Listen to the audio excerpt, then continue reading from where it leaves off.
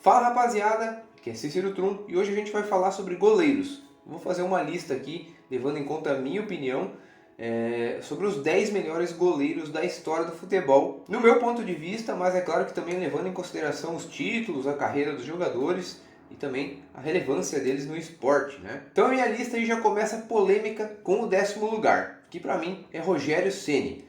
Polêmica porque o Rogério Ceni não aparece em nenhuma lista aí, se você for procurar a lista de principais revistas, 442, por aí vai, entidades, até se a FIFA fez uma lista dessa, ou quem quer que seja. Ele nunca vai aparecer, talvez nem entre os 30 melhores goleiros.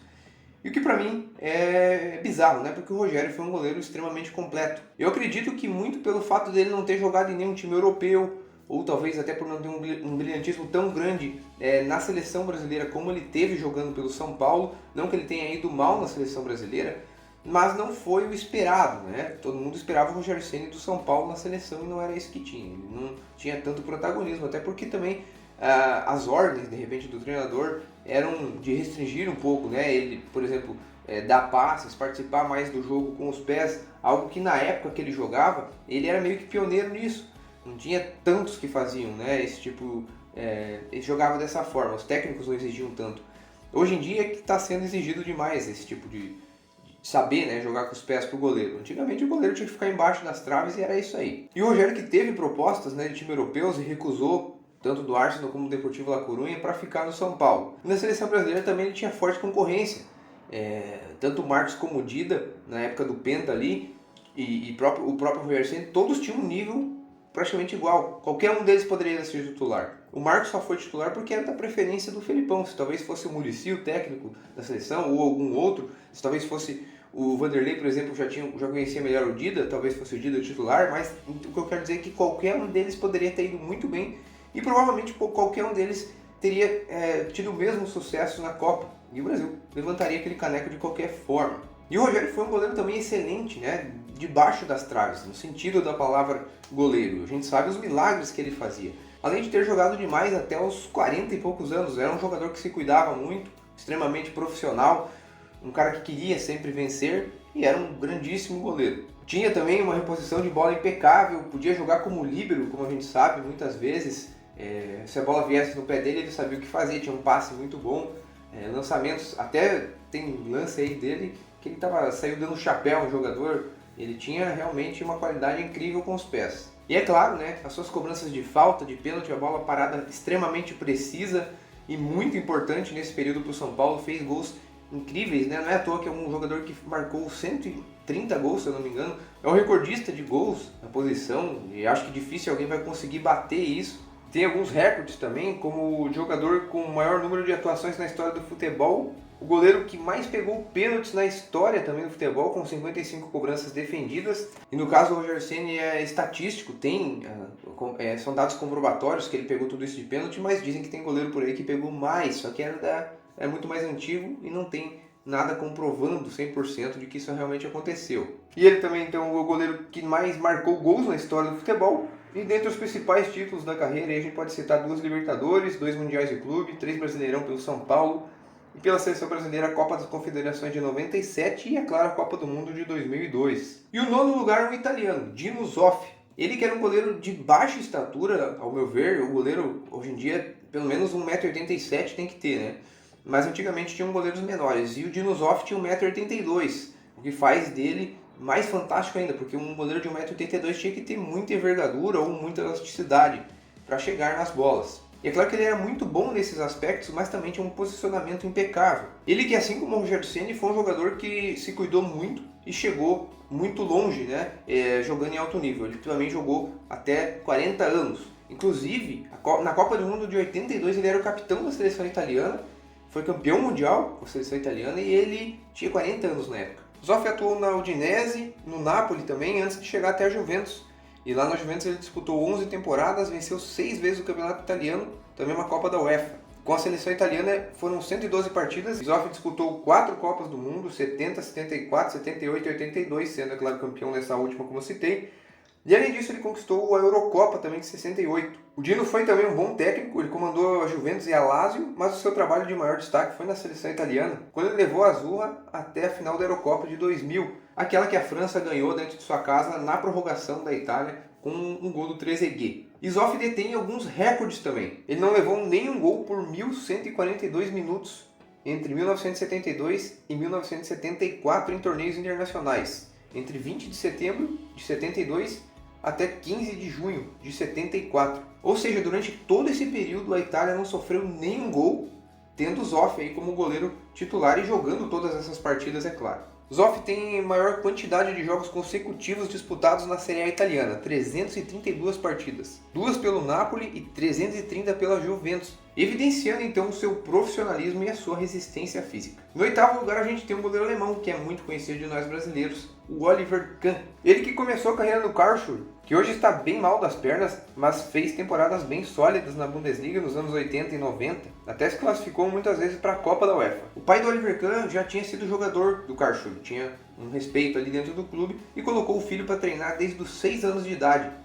E ele foi aí ídolo no time, o Karlsruhe segurou até onde deu, mas em 1993 ele já estava sendo convocado para a seleção alemã e não teve jeito, né? Aí quando acontece isso a gente sabe o que acontece na Alemanha. Um jogador alemão se destaca no time menor, é claro que o Bayern vai lá e compra. E no Bayern ele teve um grande brilhantismo, tornou-se ídolo, ganhou 8 vezes o campeonato alemão, uma Champions, também teve um Intercontinental. Na seleção alemã, o goleirão foi campeão da Eurocopa de 96, ele era reserva na época, o titular era o Kopk. Seu ápice foi ali em 99 até 2002, que ele foi eleito melhor goleiro da Europa em todos esses anos. E na Copa de 2002 foi considerado o melhor jogador da competição. E de fato, para quem viu aquela Copa, a Alemanha com certeza não chegaria tão longe se não fosse o Oliver Kahn. Teve jogos ali, principalmente contra a Irlanda e contra os Estados Unidos, nas oitavas de final, nas quartas, que ele realmente segurou ali. Se eu não me engano, a Alemanha ganhou com placar mínimo esses jogos, 1-0, porque o Kahn fez milagres mesmo, né? E o Bala que resolvia lá na frente. Então ele foi eleito o melhor jogador da Copa. É claro que há muitas controvérsias, principalmente hoje em dia, porque na época a eleição era feita antes da final. Se fosse feito depois da final, com certeza ele não seria eleito o melhor jogador da Copa, porque ele acabou falhando ali, né, no gol do Ronaldo, e o Ronaldo decidiu, foi melhor durante a Copa toda, provavelmente o melhor jogador, ele e o Rivaldo, na minha opinião, foram os melhores jogadores, e o Kahn acabou ainda sendo o vilão ali, fazendo aquela falha no primeiro gol. Então provavelmente o Ronaldo seria eleito o melhor jogador daquela Copa. Mas, convenhamos, se não fosse o Oliver Kahn, a Alemanha passaria ali da primeira fase e nada mais, talvez. Mas o fato é que o Kahn é o único goleiro a conquistar o prêmio de melhor jogador de uma Copa até hoje. O que mais me surpreendia no Kahn é que ele era um atleta pesado. Ele tinha uma estrutura física de muita força e mesmo assim tinha reflexos incríveis e muita elasticidade. Não era um goleiro muito espalhafatoso, porque se colocava muito bem. Enfim, ele era um goleiraço e pude acompanhar quase toda a sua carreira. Agora no sétimo lugar, um goleiro que eu não vi jogar, Gordon Banks. Ele que é o autor da defesa mais difícil da história do futebol, a lendária defesa na cabeçada perfeita do Rei Pelé na Copa de 70. Banks era famoso por sua capacidade de realizar defesas aparentemente impossíveis, muitas vezes salvando gols certos, com intervenções espetaculares. Ele era muito frio em campo, transmitia enorme confiança aos seus companheiros. E apesar de ser um dos maiores goleiros da história, o Gordon Banks nunca atuou por um time, digamos que grande. Ele jogou por Leicester e Stoke City. Então é claro que a gente não vai ver em seu currículo muitos títulos, como Champions League ou então a Premier League. Ele conquistou no máximo algumas Copas da Liga. Mas ele obteve agora a máxima do esporte, que foi conquistar a Copa do Mundo de 66, com a seleção inglesa dentro de sua casa, sendo um dos pilares daquela equipe. Então é um atleta que chega nessa posição mais por conta de suas habilidades excepcionais, pela ética do trabalho exemplar também, e contribuições significativas para o mundo do futebol, do que por conquistar uma enormidade de títulos como outros que a gente vê aqui na lista. A gente sabe que a escola de goleiros alemã é fantástica. Eu posso citar aqui uns 10 nomes fáceis aqui, sem pensar muito aí. Kahn, Neuer, Ilgner, Kopke, Trapp, Schumacher, Lehmann, Ter Stegen, Weidenfeller, Butt, enfim, a lista é enorme, mas todos eles tiveram um grande professor, que era Sepp Maier, o sexto colocado aqui da minha lista. Ele que inclusive foi professor de muitos deles, já que foi treinador de goleiros da Alemanha e também do Bayern por muitos anos. O seu apelido era Katzen, que quer dizer gato em alemão, e isso já explica muita coisa, né? Ele alcançava bolas que pareciam indefensáveis, com sua grande impulsão, mostrando uma elasticidade incrível, e Maier não era um goleiro dos mais altos também. Ele tinha 1,83 m, o que particularmente é baixo, né, para um goleiro. O Maier jogou toda a sua carreira pelo Bayern de Munique, que tornou-se uma lenda aí no clube, e foi espinha dorsal daquele lendário Bayern que venceu 3 Champions consecutivas na década de 70, ao lado de Gerd Müller e Beckenbauer também. Com a seleção alemã ele foi para 4 Copas do Mundo, foi titular em 3 delas, e na de 74 ele foi o melhor goleiro da competição e também campeão mundial com a sua seleção, e 2 anos antes também tinha ganho a Eurocopa com a Alemanha. O Maier provavelmente também jogaria mais, tá? Copas e competições pelo Bayern. Ele tinha um apetite muito grande, estava muito bem fisicamente, mas em 79 ele teve um acidente automobilístico e ele teve lesões bem sérias aí, quebrou clavícula, braço, teve lesão até interna, pulmão, fígado, e realmente se arrebentou.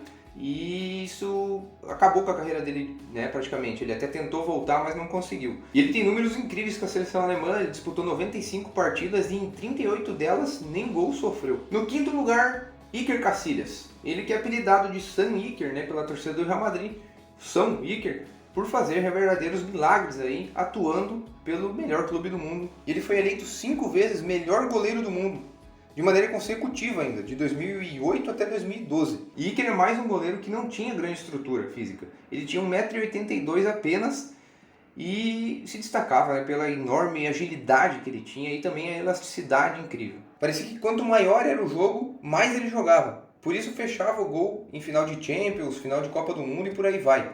E falando em competições, o Iker ele foi um dos atletas mais vitoriosos da história do futebol. Ele ganhou praticamente tudo que poderia. Copa do Mundo e Eurocopa pela seleção espanhola, 3 vezes a Champions League com o Real Madrid, além de 4 vezes a La Liga, teve 2 mundiais de clube também e até uma liga portuguesa na sua passagem pelo Porto. Tinha uma grande mentalidade vencedora e liderança dentro e fora do campo, sendo um exemplo para seus companheiros de equipe. E o Casillas é outro jogador que talvez tivesse uma carreira ainda maior, já estava com praticamente 40 anos e ele teve um ataque cardíaco treinando pelo Porto, né? Também tentou voltar, mas não teve mais condições e teve que se aposentar. E com 725 atuações é o segundo atleta que mais vestiu a camisa do Real Madrid.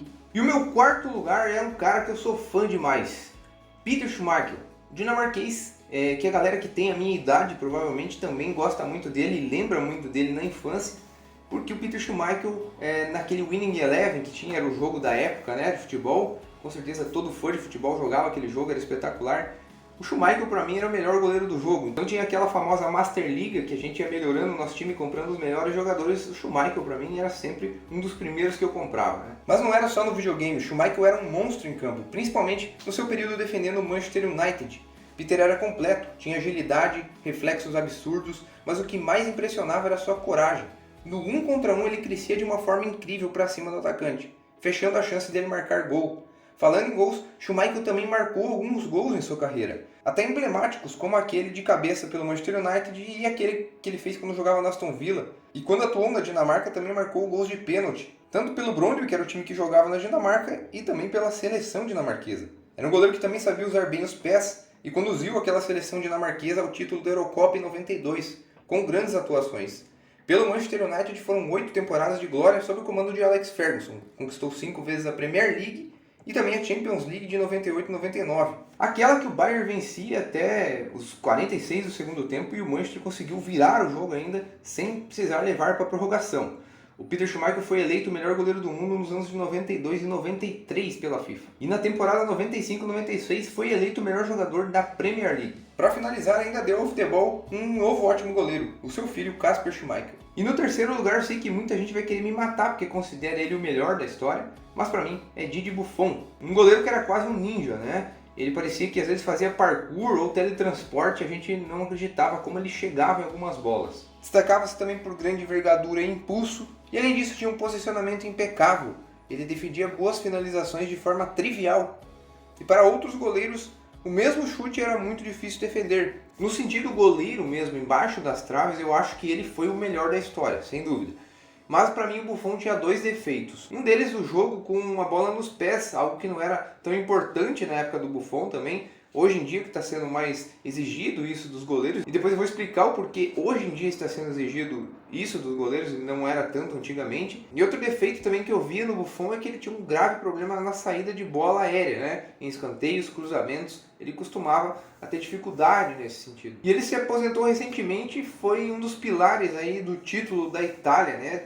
Do tetracampeonato em 2006. Tornou-se um dos maiores ídolos da história da Juventus, onde atuou por 17 temporadas. Conseguiu encerrar a carreira sendo o segundo atleta com o maior número de atuações pelo time de Turim. Venceu 10 vezes a Série A italiana, mas infelizmente ele terminou sua carreira sem conquistar o grande título da Europa, que é a Champions League, perdendo 2 finais. E o Didi, que também teve uma belíssima história com o Parma, foi o seu time de coração. Ele começou no Parma e também encerrou a carreira agora no Parma na Série B. Ele que também pegou a fase de ouro aí do Parma, né? Foi campeão da Copa da UEFA, quando o time era administrado pela Parmalat, e viveu a época de vacas gordas, digamos, né, do clube. E assim como o Casillas, foi considerado 5 vezes melhor goleiro do mundo. Na segunda posição veio o melhor goleiro da história, o Lev Yashin, o Aranha Negra, russo, né, Lev Yashin. Ele que foi aí considerado por muitas entidades, pela FIFA, o melhor goleiro de todos os tempos. Mas Cícero, você falou que ele é o melhor goleiro da história. Como assim, segunda posição? Então, quando chegar à primeira posição, eu vou explicar a minha escolha. Até porque eu também não vi o Lev Yashin jogar, e pouca gente viu. Quem viu praticamente foi em Copas do Mundo. Porque naquela época a Rússia era muito fechada, né, a União Soviética. Então, a gente quase ninguém via aí o campeonato russo para saber como ele jogava bem. Só nas Copas do Mundo conseguia ter uma noção do seu futebol. E falando mais sobre o goleirão russo, ele tinha o apelido de Aranha Negra, pois assim como um inseto que se move rapidamente para cobrir uma grande área com suas teias, o Lev Yashin conseguia cobrir muito bem o espaço na baliza. A sua agilidade e capacidade de se movimentar rapidamente e com flexibilidade, além, é claro, da sua habilidade de se esticar e alcançar bolas aparentemente inalcançáveis, lembravam os movimentos de uma aranha, e por usar o uniforme também todo preto. Enquanto boa parte dos atletas de sua posição na época mal saíam da pequena área, Lev saía para interceptar cruzamentos, corria para fechar o ângulo dos atacantes que entravam na grande área e se lançava sobre a bola nos pés dos atacantes adversários, antes que eles pudessem chutá-la. Essa característica, inclusive, era sua marca registrada. Ele atuou os 20 anos de sua carreira pelo Dinamo de Moscou. Na época, os jogadores soviéticos não podiam sair da União Soviética. Então, não tinha como ele ter atuado em clubes maiores aí da Europa e brigar por títulos da Champions League e aparecer mais aí para o mundo.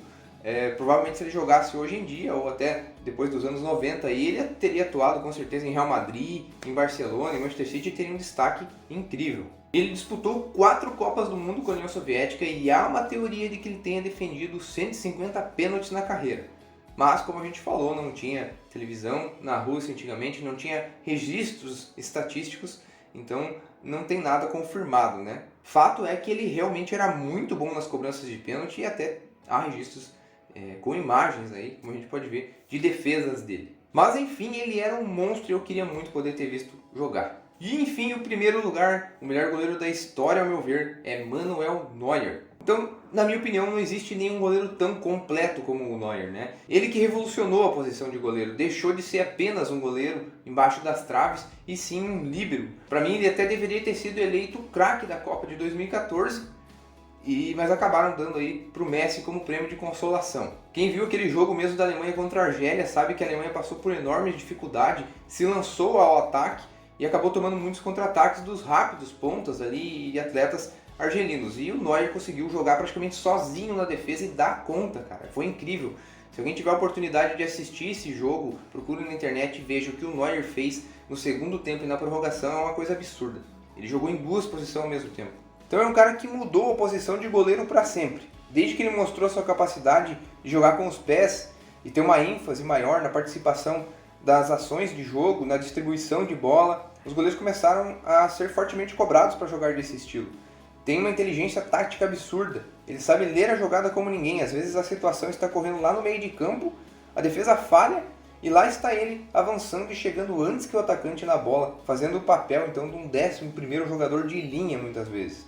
Debaixo das traves ele é impecável também. Por ser muito grande e se colocar muito bem, ele às vezes parece um paredão. Alguns jogos você vê ele fechando o ângulo e pensa, não tem como fazer gol nesse cara. O gol vira uma caixa de fósforo.